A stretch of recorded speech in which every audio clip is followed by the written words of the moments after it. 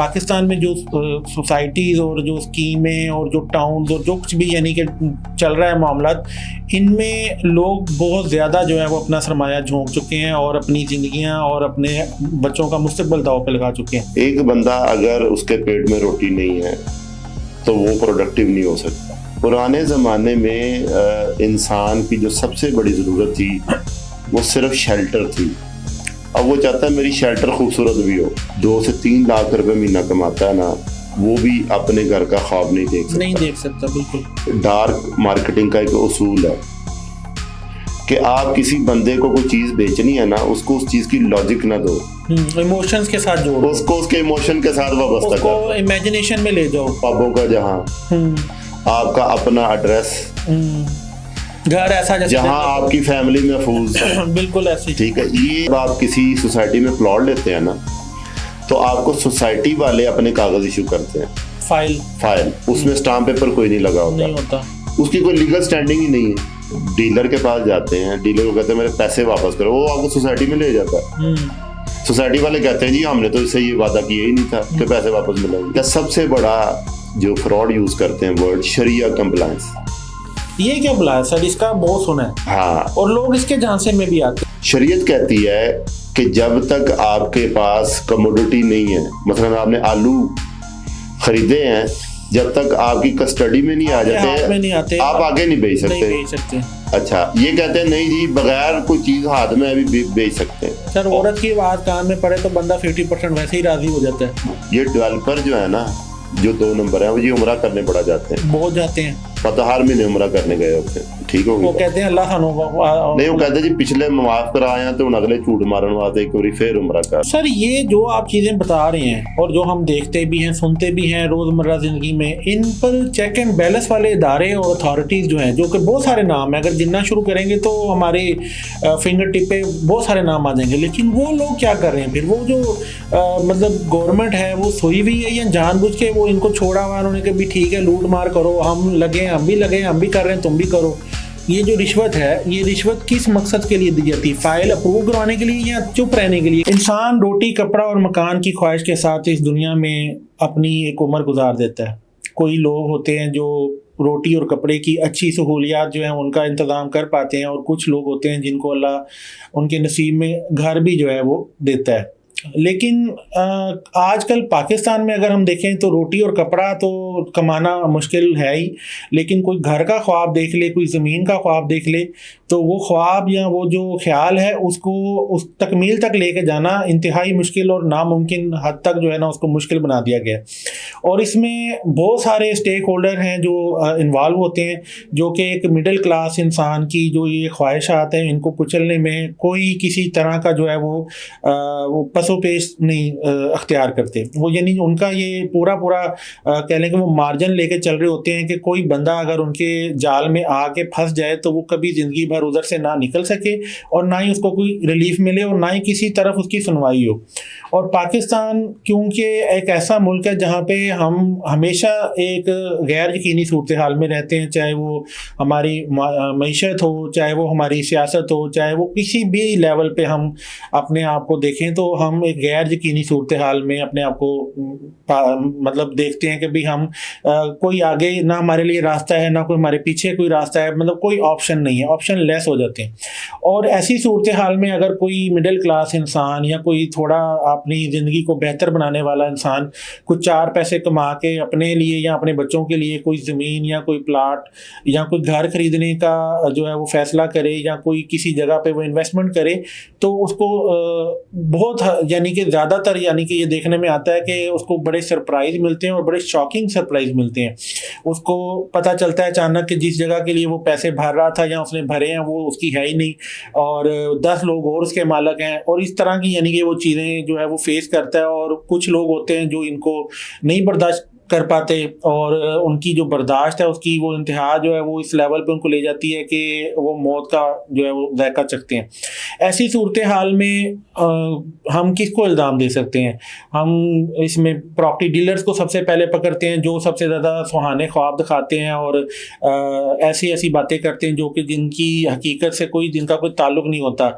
या हम उन बिल्डर्स और डेवलपर की बात करें जो बड़ी बड़ी स्कीम्स, बड़े बड़े जो टाउन्स हैं उनका ऐलान करके और बड़े चमकीले और बड़े ज़बरदस्त किस्म के इश्तिहारात दिखा के लोगों को बेवकूफ़ बनाते हैं। या उन अथॉरिटीज़ की बात करें जो इस सारे सिनेरियो को क्रिएट कर रही होती हैं, या गवर्नमेंट को, किसको हम मुरद इल्ज़ाम ठहराएं? इस सारे मामले पे आज हम गुफ्तगू करेंगे। मैं बिलाल शौकत आज़ाद, और मेरे साथ स्टूडियो में हमेशा की तरह इंजीनियर लुकमान खान मौजूद हैं। और यकीनन ये क्योंकि खुद इंजीनियर हैं और इनका काम भी जो है वो इससे रिलेटेड है और ये इस पर बड़ी अथॉरिटी भी रखते हैं, और बहुत दिन से हमें लोगों की तरफ से जो है इस मौजू पर बात करने की वो रिक्वेस्ट आ रही थी, तो आज हम इसी मौजू पे बात करेंगे इंशाल्लाह ताला। और उम्मीद करते हैं कि आप हमारे जो साबका पॉडकास्ट आए आपने देखे होंगे, आपको पसंद आए होंगे, आज भी आपको ज़रूर पसंद आएगा। आगे चलने से पहले मैं रिक्वेस्ट करूंगा कि आप लोग हमारा जो चैनल है इसे सब्सक्राइब कर लें, और हमारी जो वीडियो आप देखते हैं इसे लाजमन अपने दोस्तों के साथ शेयर किया करें। अस्सलाम वालेकुम सर, कैसे हैं?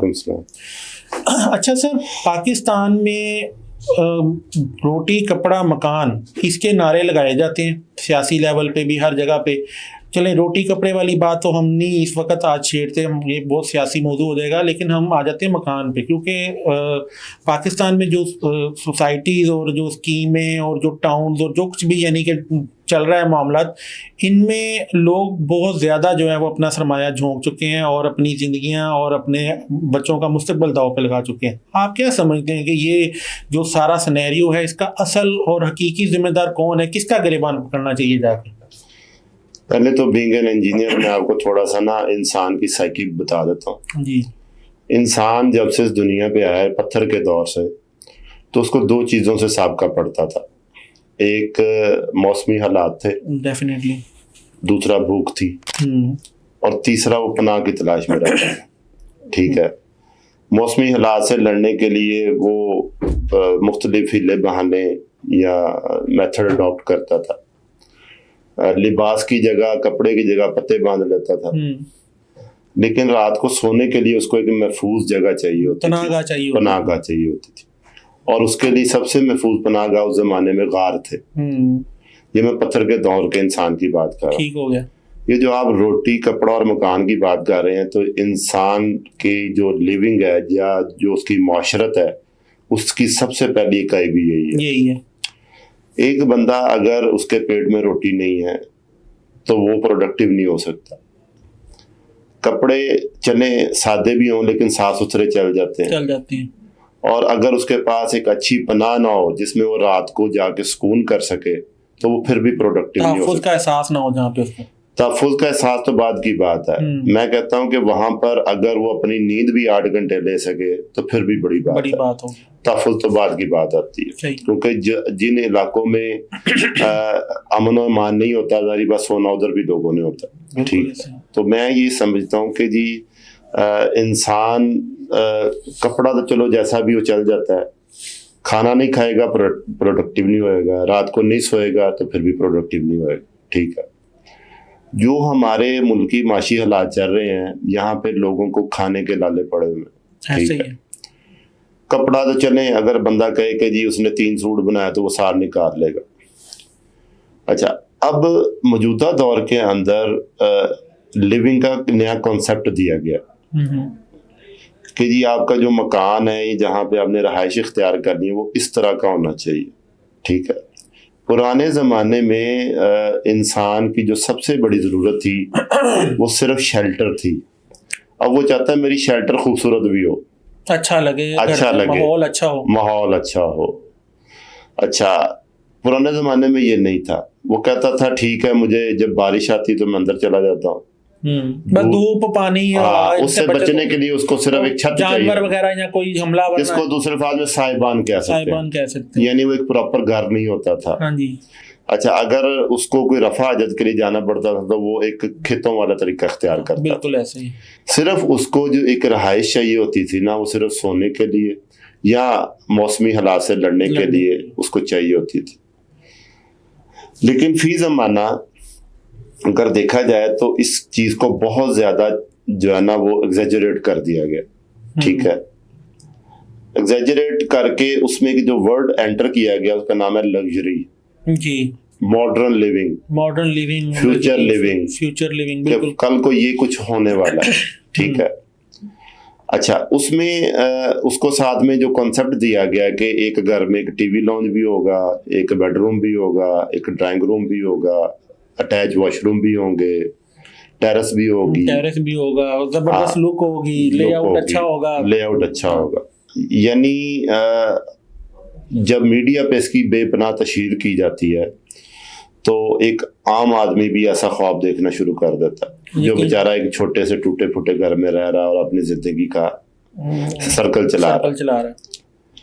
अगर देखा जाए तो इस आजकल के ज़माने में एक जो बंदा 2 से 3 लाख रुपए महीना कमाता है ना, वो भी अपने घर का ख्वाब नहीं देख सकता। बिल्कुल। क्यों? अगर वो सपोज महीने का 1 लाख रुपए बचाता है तो साल में वो 12 लाख रुपए बचाएगा, ऐसा ही है। और 5 सालों में वो 60 लाख रुपए बचाएगा।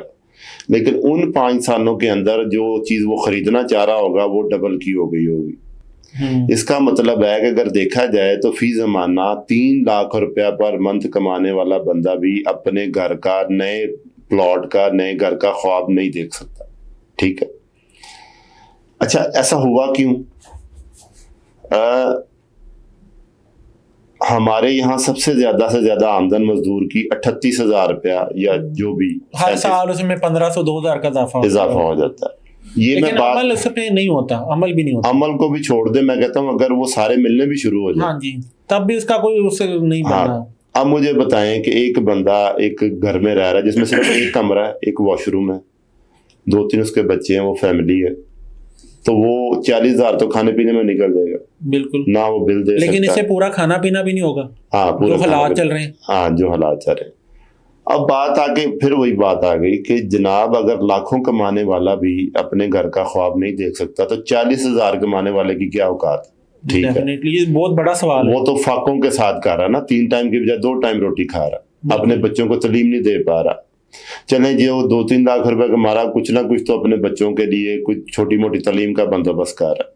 लेकिन अगर वो किराए के मकान में रह रहा है तो अपने घर का ख्वाब उसके लिए भी एक शजरे ममनू है। बिल्कुल ऐसे ही हुआ। क्यों ऐसा इसलिए हुआ कि ये जो डेवलपर, बिल्डर माफिया, इन लोगों ने इन हर बंदे के जो एक फैंटेसी या ख्वाब होता है ना, उसको बेचना शुरू कर दिया।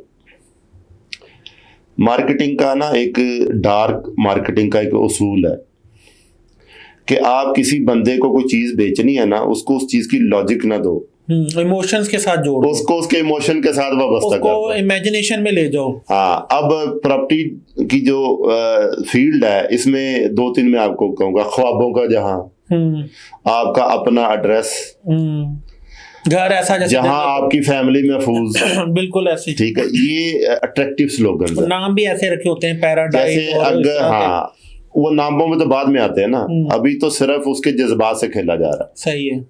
टैग लाइन जो चल रही है वो टैग लाइन चल रही है, यानी अच्छा सोशल मीडिया भी यही यूज करता है, यही कुछ। अब मैं आपको एक और बात बताऊं, अगर डालडा घी की मशहूरी आती है टीवी पे तो वहां पे एक माँ दिखाई गई होती है, एक बच्चा दिखाया गया होता है, और साथ में दिखाया होता है रोशन मुस्तकबिल, बिल्कुल हड्डियां मजबूत। पूरे उस सीन में सिर्फ 2-3 सेकंड वो घी का सिर्फ दिखाएंगे और बाकी उसको डिग्री लेता दिखाएंगे, माँ को कंधों पे उठाता दिखाएंगे। बिल्कुल ऐसे ही। तो इसका मतलब ये हुआ कि जब आप कोई चीज को ज्यादा दामों पे बेचना चाहते हैं, थोड़े पैसों वाली चीज को ज्यादा दामों पे बेचना चाहते हैं, तो फिर आप उसकी फेक मार्केटिंग करते हैं और स्पॉटलाइट चेंज कर देंगे। आप स्पॉटलाइट चेंज कर देते हैं, कहते हैं जी इंसान की परसेप्शन को मैच्योर करने का नाम मार्केटिंग है। पहले उसकी परसेप्शन डेवलप करो, बिल्कुल ऐसे ही, और उसके बाद उसको मैच्योर करो, ठीक है, बिल्कुल ऐसे। अच्छा, ये तो मैं अभी उसके इमोशन के साथ जो प्ले किया जा रहा है उसकी बात कर रहा हूँ। अगली बात आ जाए कि जब एक आदमी गार्डन का नाम सुनता है, पार्क का नाम सुनता है, फाउंटेन का नाम सुनता है, रिवर का नाम सुनता है, तो उसके अल्लाह ने एक उसको जमालियाती हिस्स दी हुई है। उसके दिमाग में वो जल तरंग बजने शुरू हो जाते हैं। और जन्नत का भी जो मंजर अल्लाह ताला ने कुरान में बताया उसमें भी चीजों का ज्यादा जिक्र है। हाँ जी। अच्छा, और वो जनाब जल तरंग बजने शुरू हो जाते हैं, वो एक ख्वाब देखना शुरू कर देता है। ठीक है जी। अच्छा, अब ख्वाब की तकमील उसको नजर नहीं आती, फी जमाना जो चल रहा है हिसाब किताब। अच्छा, कुछ लोगों ने प्लॉट अगर कोई पस अंदाज करके किस्तों पे कोई अपना पेट काट के अगर ले भी लिया, तो उसने कहा कि चलो जी कल को 20-30 साल बाद हो सकता है मुझे ये मेरे पैसे जुड़े रहे, तो मेरे किसी बच्चे के काम आ जाएंगे, बच्ची की शादी के काम आ जाएंगे, लेकिन वो भी फ्रॉड निकलता बाद में, तो उसकी जमा पूंजी तो गई। मैं अक्सर एक बात कहता होता हूं कि प्रॉपर्टी के अंदर हमेशा गरीब मारा जाता है। जिसका 1 यूनिट है उसकी कोई सुनने वाला नहीं होगा, जिसके 100 यूनिट है वो तो जो डेवलपर है ना उसकी गर्दन दबोच के भी अपने पैसे निकलवा लेगा। और ये बंदा अदालतों की खाक छानेगा। ठीक है, अदालत में सुनवाई कोई नहीं होगी।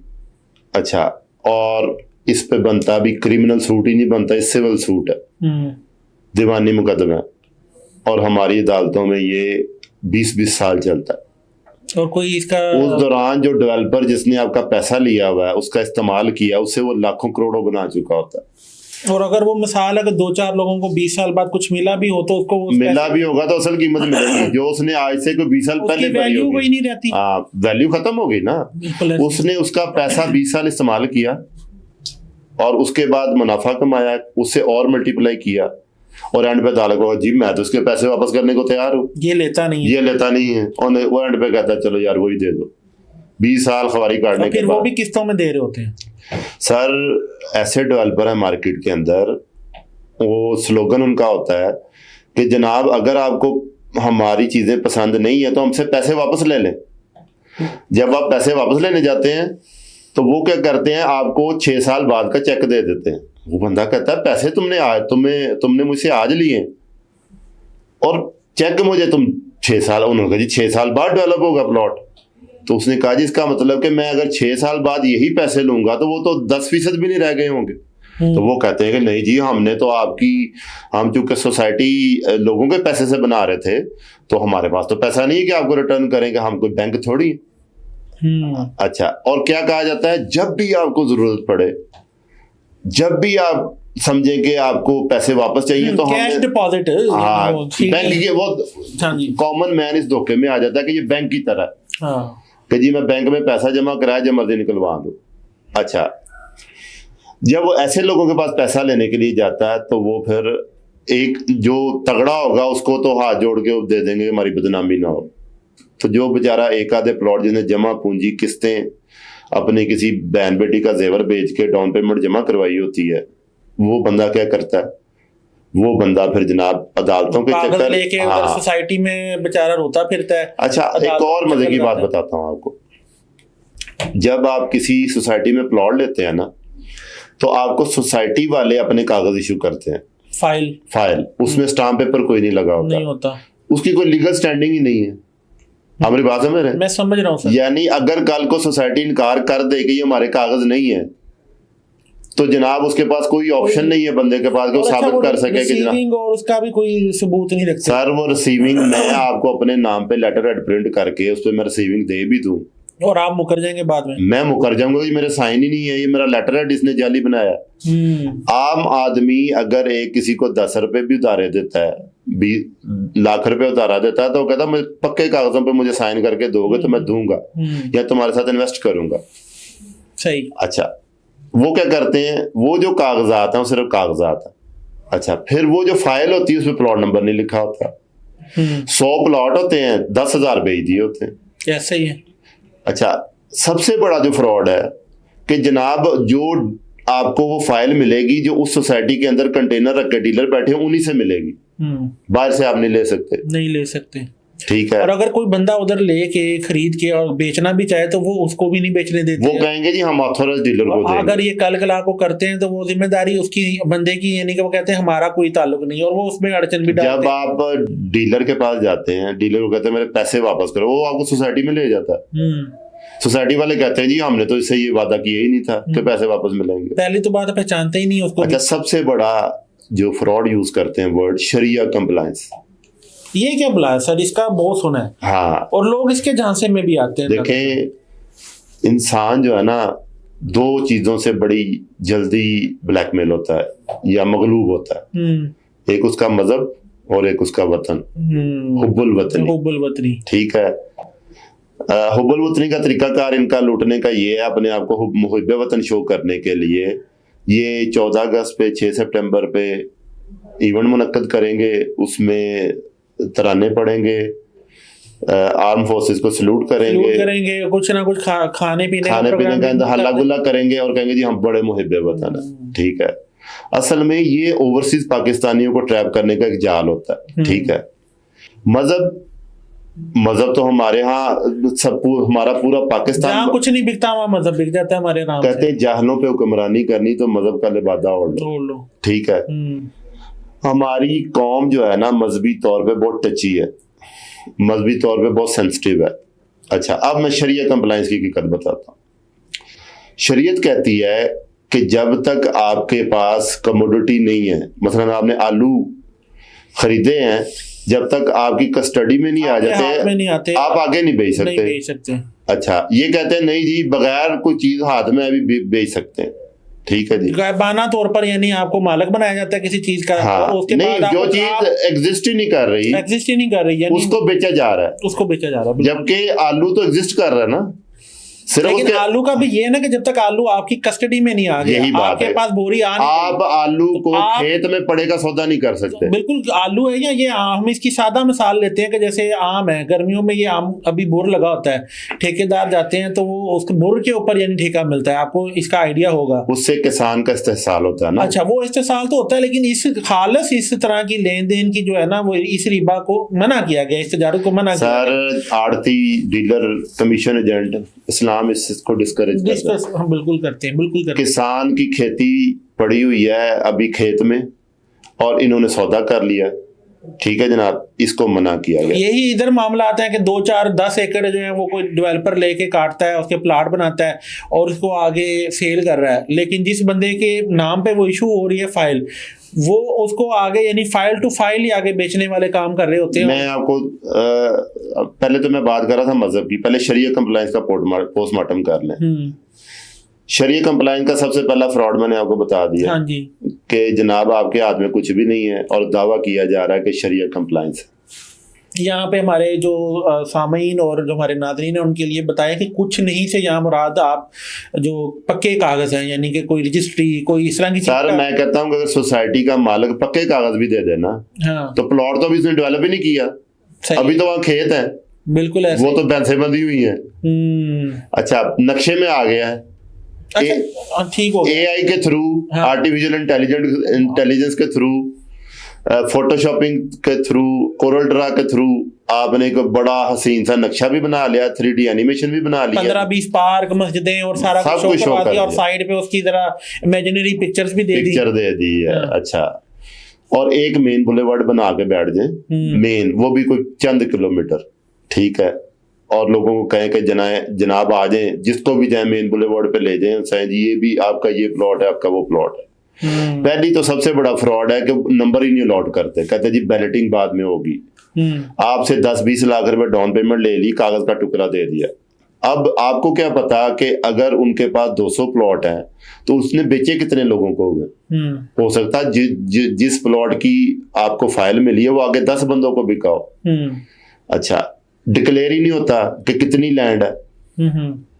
अच्छा, लेकिन गवर्नमेंट ने, LDA ने ये रूल बनाया है कि जो सोसाइटी जिसका नक्शा हमारी वेबसाइट पे नहीं होगा वो गैर कानूनी है। लेकिन वो मौजूद है फिर भी। अच्छा, नहीं, नक्शा मौजूद होता है सिर्फ उसमें नक्शे में प्रॉब्लम ये है ना कि अब कोई टाउन है या कोई सोसाइटी है तो वो उसका बज़ाहिर पूरा नाम, यानी एक मिसाल हम कहते हैं ABC टाउन है, ABC टाउन का नक्शा मौजूद है, लेकिन अब ABC town phase 1 phase 2 phase 3 वाली जो कहानी डाल के ये लोग जो गैर कानूनी प्लाटिंग करते हैं और या उस पर जो फाइलिंग का सिस्टम चला रहे होते हैं उसका कहीं जिक्र नहीं होता, और असल में सारे मुतासरीन उस ABC 1 2 3 में फंसे होते हैं। इस फ्रॉड की मैं आपको तरीका बता देता हूँ कैसे होता है, इसका भी पोस्टमार्टम कर देते हैं। सही।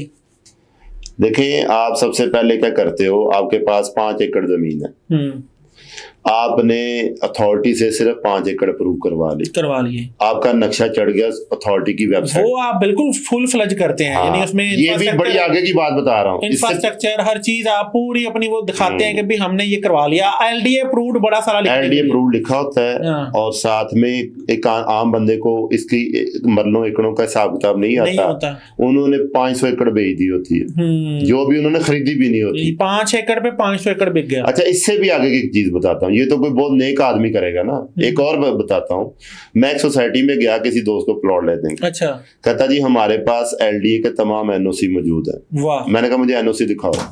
सही है। उसने एक फाइल मेरे सामने रख दी। अच्छा। मैं तो चूंकि खुद इंजीनियर हूं, मैं तो समझता हूँ। मैंने कहा यार, ये जिनको आप NOC कह रहे हो ना, ये आपने एप्लीकेशनें जमा कराई हैं सिर्फ इस सोसाइटी की कि जनाब हमें पानी का कनेक्शन दे दें, हमारी हमें अप्रूव कर दें, हाँ दे दें। आपने उस पे LD का वर्ड यूज हुआ होता है, वो लोग कहते हैं हाँ वाकई यार इस बंदे के पास। इतना टाइम भी लोगों के पास नहीं होता कि वो स्पेसिफिकली देखें, और पढ़े लिखे भी नहीं होते। टाइम क्या देखें ना, हमारे इधर पढ़ा लिखा बंदा धोखा खा जाता है, तो एक अनपढ़ बंदा जिसके पास जो एक मजदूर टाइप आदमी है, जिसको पता ही नहीं जमाने के नशेबो फराज का, तो वो बहुत जल्दी कैप्चर होता है, बहुत जल्दी। अच्छा, मैं दोबारा आता हूँ शरिया कंप्लायंस। शरिया कंप्लायंस का मतलब, अच्छा, दूसरा क्या कहा जाता है कि इस्लाम कहता है कि जब भी अगर आप दुकान से चीज लेने जाएं और आपको पसंद ना आए तो आप वापस कर सकते हैं, और जिस ताजर ने बेची हो उसको कहा गया है, सुन्नत है कि यार तुम माथे पे बल डाले बगैर उसको वापस रखो, बंद किया गया। हाँ, वापस रखोगे तो स्वाब सदके के हकदार होगे। हाँ, बिल्कुल ऐसे। ठीक होगी बात। यानी कहा गया है कि अगर कोई बंदा बेचारा आपसे चीज ले गया और वापस करने आया, उसको पसंद नहीं है, तो आप खंदा पेशानी से रख लें, तो आप स्वाब के मुस्तहिक हैं। ठीक है जी। तो हुआ क्या, जब आप उस सोसाइटी के पास गए हैं, जब आप प्लॉट लेने गए तो वो तो आपको बोतल भी पिलाएंगे, चाय भी, बिस्किट भी खिलाएंगे। जब आप वापस करने गए हैं तो उन्होंने कहना भाईजान आप फलाने से मिलने, टमकाने से मिलने, सीधे मुंह बात ही नहीं करते, कोई सीधे मुंह बात नहीं करते। उनको पता है कि अब ये हमारा पोटेंशियल कस्टमर नहीं रहा है। पहली दफा जब आप आए थे तब आपको रेड कारपेट के ऊपर मिलते हैं वो लोग, बैठाते हैं, बड़ा AC वाला। अच्छा, इधर एक और स्कैम भी है।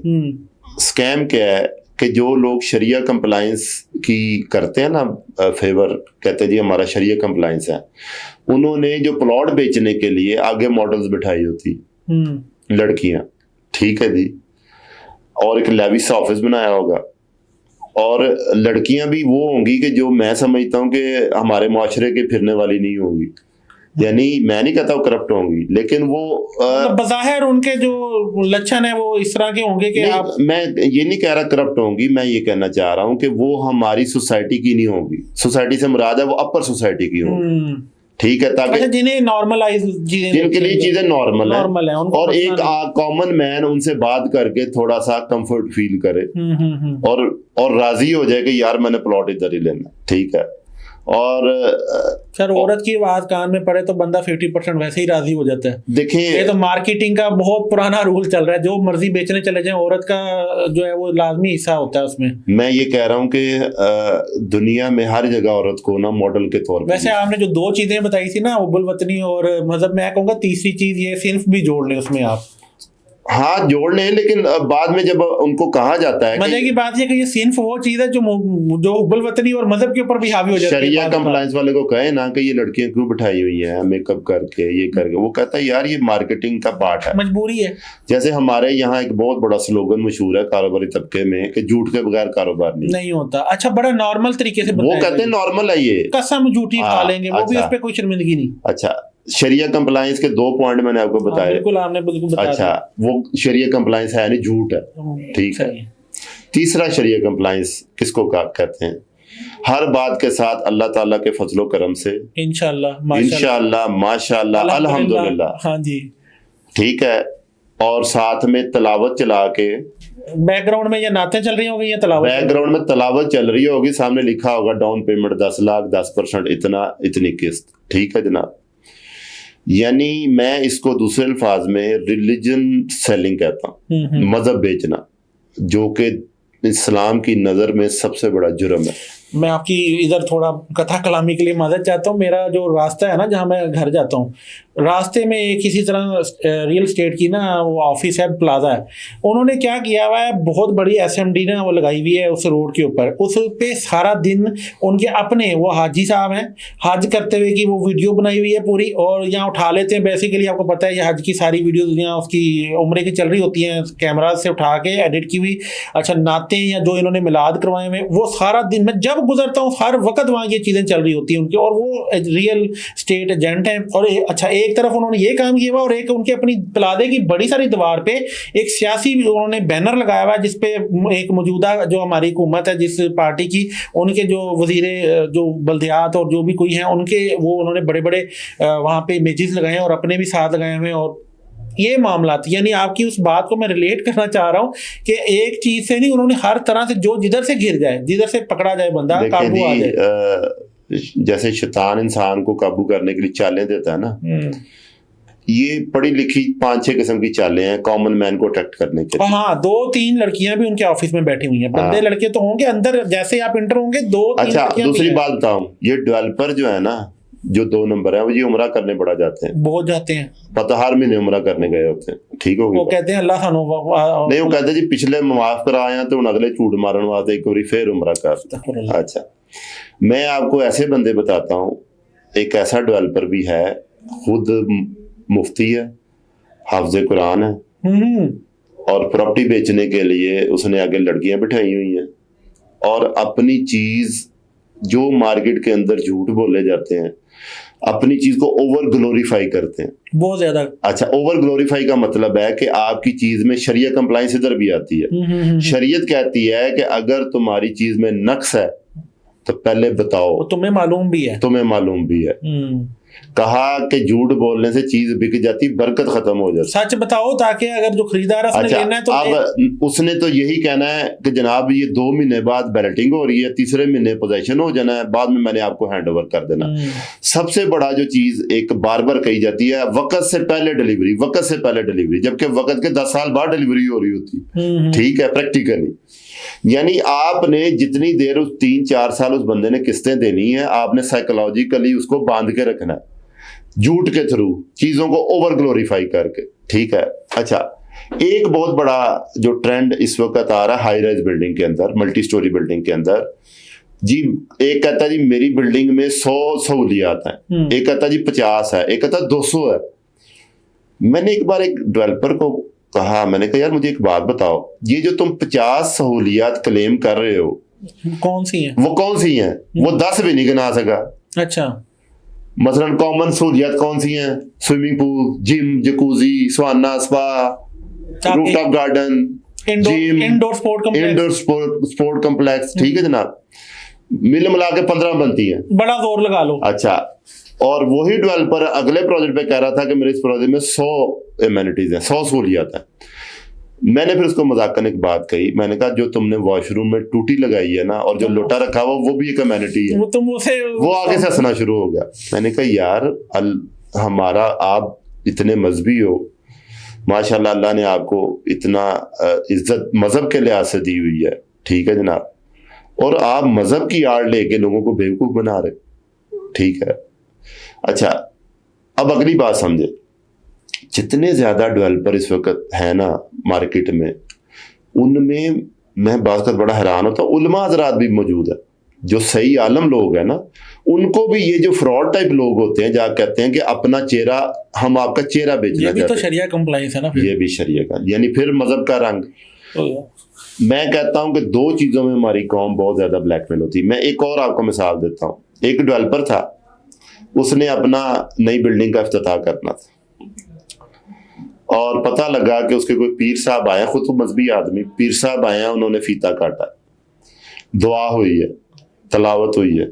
उसके बाद जनाब पूरे मुल्क के फनकार मौजूद थे, टिकटॉकर मौजूद थे, सोशल मीडिया इन्फ्लुएंसर मौजूद थे, गाने हो रहे थे, भंगड़े हो रहे थे, ठीक है जी। असल में चले एक और चीज ऐड कर लेते हैं। आप तो शरिया कंप्लाइंस पे सारा जोर दिया हुआ है ना, वो मार्केटिंग कंप्लाइंस भी तो चीजें लेके चल रहे हैं। फिर वही बात है कि आप या तो टिकटॉकर या इन्फ्लुएंसर, वो तो मार्केटिंग कंप्लाइंस हुए ना। फिर एक शेर है, दो रंगी छोड़ दे यक रंग हो जा, सरासर मोम हो जाए या संग हो जाए। अच्छा, फिर वही बात, जज्बा हुब्बुल वतनी, शरिया कंप्लाइंस, ठीक है। अच्छा, हमारी कौम दो जगहों से बड़ी अच्छी तरीके से, बड़े प्यारे तरीके से ब्लैकमेल होती है, बड़े अच्छे तरीके से तबार कर लेती है।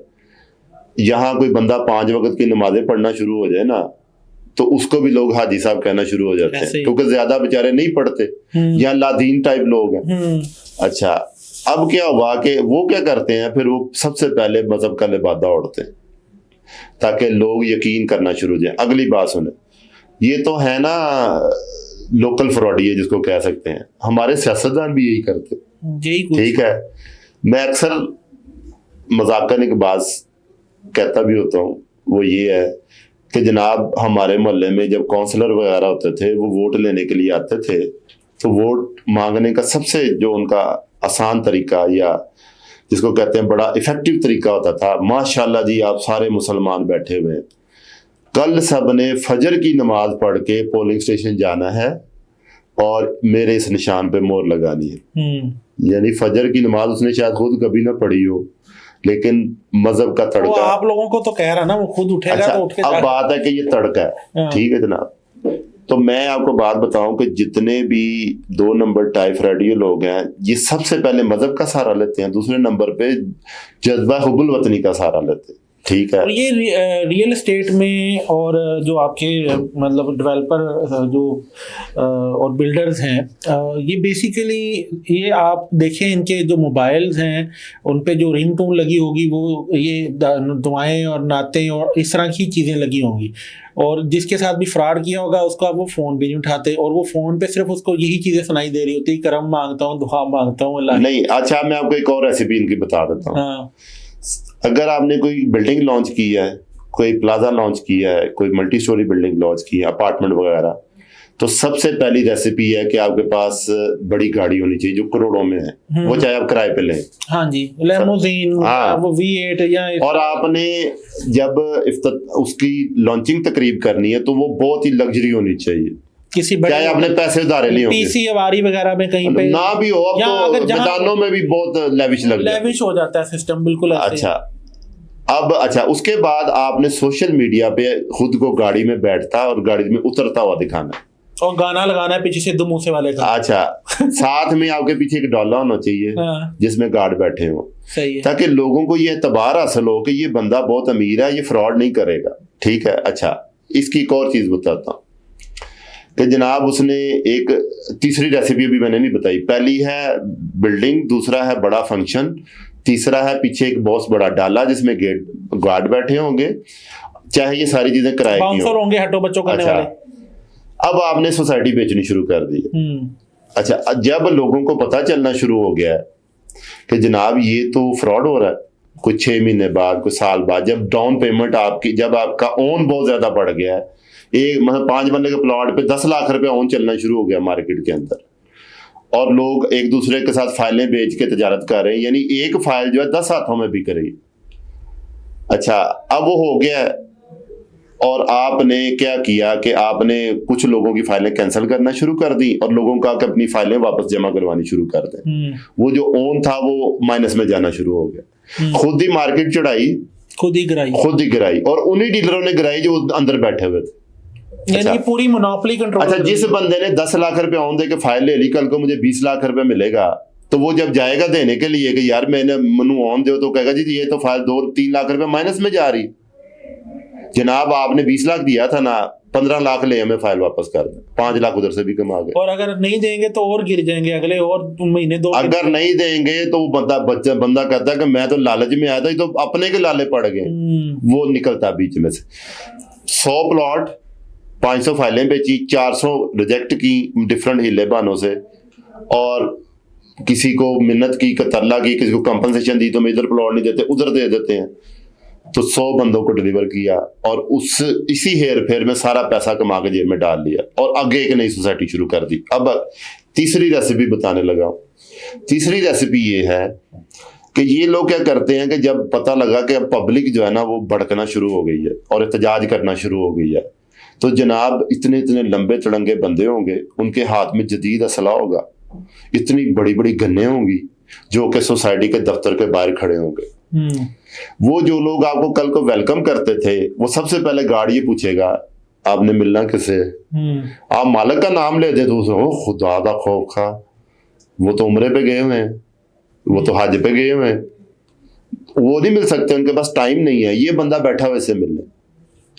अब उन्होंने क्या किया कि जो फ्रॉड किया, पैसा समेटा, किसी और जगह इन्वेस्ट किया, अपने बंदे फ्रंटमैन कर दिए, वो खुद गायब हो गए, मंदिर से हट गए या नए प्रोजेक्ट पे चले गए, उसी पैसे को नए पे लगाना शुरू कर दिया, पुराने का कोई पूछने वाले नहीं। तो सर ये जो आप चीजें बता रहे हैं और जो हम देखते भी हैं, सुनते भी हैं रोजमर्रा जिंदगी में, इन पर चेक एंड बैलेंस वाले इदारे और अथॉरिटीज जो हैं, जो कि बहुत सारे नाम है, अगर गिनना शुरू करेंगे तो हमारे फिंगर टिप पे बहुत सारे नाम आ जाएंगे, लेकिन वो लोग क्या कर रहे हैं फिर? वो जो मतलब गवर्नमेंट है वो सोई हुई है या जानबूझ के वो इनको छोड़ा हुआ उन्होंने कहा भी ठीक है लूट मार करो, हम लगे, हम भी कर रहे हैं, तुम भी करो, ठीक है, तो क्या वजह, मतलब वो क्यों नहीं इस पे कोई एक्शन लेते? मैं आपको एक चीज बताता हूँ, देखें ये थोड़ी चीजें कंट्रोवर्शियल हो जाएंगी, सियासी हो जाएंगी सर डेफिनेटली, लेकिन अवाम जो है वो बेचारी क्या करे फिर? मैं आपको बात बताता हूं, इस वक्त तो अवाम ही कंट्रोवर्शियल हुई पड़ी है पाकिस्तान की, यकीन करें, कोई भी बंदा घर बैठ के कुछ सोच रहा है वो कंट्रोवर्शियल है, लेकिन हम शहर में लाके ना जंगल वाली जिंदगी गुजार रहे इससे बड़ा कोई स्लोगन हो सकता है? नहीं हो सकता। अच्छा, जंगल में क्या होता है जी? जिसकी लाठी उसकी बैंक, सर्वाइवल ऑफ फिटेस्ट, हाँ जी, है जुर्म ज़ईफी की सजा मर्ग मफाजात। ठीक है जी, अब समझे जरा। देखें, आपको मैं जंगल का एक उसूल बताता हूँ, अगर आपने जंगल में जिंदा रहना है ना तो अपने आप को डरावना जाहिर करना कि लोग अपनी दहशत आपने रखनी, दहशत रखनी। शेर करता कुछ भी नहीं है, लेकिन उसका जो रोब होता है ना उससे वो डरते हैं। जानवर तो एक आधा ही मारता है, वो फितरी साइकिल के मुताबिक जो उसने चलना है वो चलना ही है, और वो रोज भी नहीं होता, मतलब हफ्ते में एक दफा उसने ये करनी है और अपनी भूख मिटानी जो अल्लाह ने उसको फितरत दी। अब क्या हुआ, जब आपने एक सोसाइटी शुरू की तो उसकी रेसिपी एक और भी है सोसाइटी की, वो बता देता हूँ। आपने अगर एक सोसाइटी शुरू की है, लगा लें 20 करोड़ से, तो 10 करोड़ पे आपने रिश्वतों का रखना है। मैं मिसाल की बात कर रहा हूँ, समझ गए बात? मैं समझ गया हूँ सर, यानी हमारे सामीन भी जरूर समझ गए होंगे इस बात। सोसाइटी जैसे एक कारोबार शुरू होता है ना, तो लोग बड़े कारोबारी, मसलन अगर ये ब्लाइंड इन्वेस्टमेंट है, हाँ, ये इन्वेस्टमेंट का पार्ट है, वही कह रहा है इन्वेस्टमेंट का पार्ट है, लेकिन ये वो डार्क और ब्लाइंड इन्वेस्टमेंट है जो किसी कागज पे मेंशन नहीं होगा। नहीं, मैं एक और बात बताता हूँ। एक बंदा अगर एक बिजनेस शुरू करता है ना तो उसकी रेसिपी होती है, मैं स्टाफ हायर करूंगा, मैं एक दफ्तर लूंगा, पूरी हायरार्की है ना। हाँ जी बिल्कुल। अच्छा, अगली बात बताता हूँ, उसके अंदर एक चीज होती है कि मार्केटिंग का बजट रखा जाता है। यानी क्या कहा कि अगर आपने एक बिजनेस सक्सेसफुल करना है ना तो 20% आपका जो पैसा है ना टोटल बिजनेस का वो मार्केटिंग पे खर्च होना चाहिए। इधर ये कहा जाता है कि 20% मार्केटिंग और 20% रिश्वतें, लेकिन उसको रिश्वत तो नहीं लिखा जाता होगा या नहीं? रिश्वत उसको कौन कहेगा, वो तो जारी बात है। अच्छा, अब आपकी फायर रुक जाएगी, ठीक है, आपकी सोसाइटी ग्लोरीफाई नहीं होएगी। अच्छा, होता क्या? एक चीज और, ये जो रिश्वत है, ये रिश्वत किस मकसद के लिए दी जाती है? फाइल अप्रूव करवाने के लिए या चुप रहने के लिए कि भाई जो हमने करना है? सबसे पहला काम तो आपने करना है कि जो आपने जमीन खरीदी है ना, खरीदी है या आपकी आबाई है, आपने उसके गिर्द अगर कोई वो क्या कह सकते हैं आप, कोई भेड़िया आ गए हैं तो उनके साथ फाइट करनी है कि वो कब्जा ना कर लें। ठीक है। अब आपने पटवारी को साथ में लाना है, आपने कानूनगो को साथ में लाना है, आपने सबसे पहले तो जमीन के लोगों को रिश्वत देनी है। अगर उसमें कोई थोड़ा एरिया ब्लैक भी है, किसी गरीब का भी है, तो पटवारी को पैसे देके अपने में डलवा लेना। ये पहला स्टेप है रिश्वत। मर्ज हो जाएगा उसमें, वो मर्ज हो गया। मतलब 5 एकड़ जमीन है, बीच में किसी की 1 एकड़ ऐसी भी आ रही है जो कि आपके नाम पे नहीं है, आपने यहाँ तो उसको ब्लैकमेल करना है, और भाई बात सुनो मैनू भेज दे 10 लाख कर ला भी औने पौने में दे, मैं सोसाइटी बना ली तेरी, फिर कोई भी वो कहे तेनू रास्ता ही नहीं रहेगा, तो मैनू भेज दे। अगर नहीं बेचेगा कब्जा कर लेगा, पटवारी को साथ में लाएगा और वो कहेगा जी यह तो जमीन हैगी है दी सी, यह तो बंदा भी गल करता पे, ठीक हो गया। तो क्या हुआ, सबसे पहले रिश्वत कहां से शुरू हो गई? पटवार खाने से, जमीन से शुरू हो गई। सही है।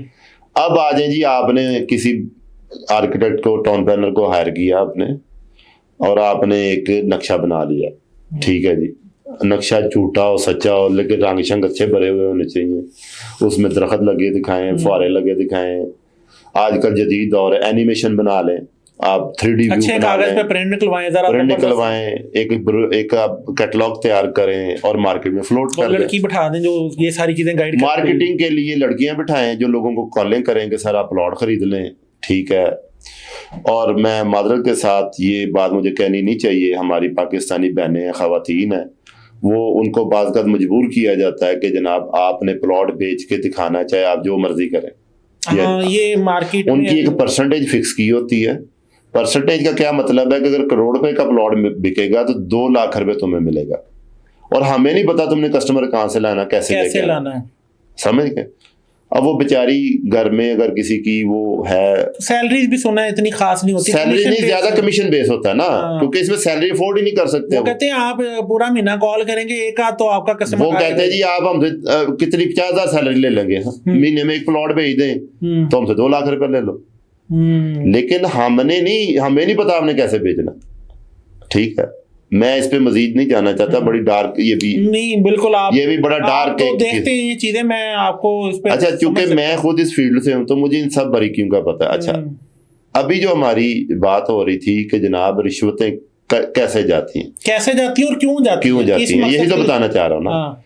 ये लोग अपना हर कागज लीगल रखते हैं, ये भी बात बता दो। अच्छा, मतलब 2 नंबर भी काम नहीं, 2 नंबर नहीं करेंगे ना। जमीन आपकी लीगल होनी चाहिए, चाहे आपने फ्रॉड के साथ लीगल कराई हुई। ओके। अब नक्शे की बारी आ गई, नक्शा जो अथॉरिटी में जमा होना है, अथॉरिटी ने उसके साथ 50 किस्म के कागजात मांगने, बिल्कुल ठीक होगी बात। अब मैं आपको एक रेसिपी बताता हूँ, एक सोसाइटी की क्या रेसिपी है। एक सोसाइटी के अंदर कब्रिस्तान भी होना चाहिए। अच्छा, सरकार कहती है। अच्छा, क्या होना चाहिए?